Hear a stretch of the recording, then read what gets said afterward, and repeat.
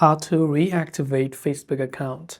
If you'd like to reactivate your Facebook account, it is actually quite very simple to do so.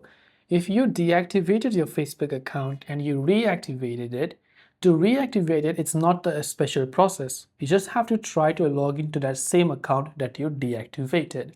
So go ahead and open the Facebook app, go ahead and then try to log into your account. If it asks you for the approval, approve it. And as long as the details are correct, and then you have tried to deactivate and then now you log in, your account will be automatically logged in. If it asks you that you want to reactivate, select yes, but you should be able to reactivate your account without any issues or so on. So this is a simple process on how we can reactivate our Facebook account. I hope the video helped you out, and if you have any questions, feel free to leave them down below. As always, thanks for watching till the very end of the tutorial, and see you soon in the next video.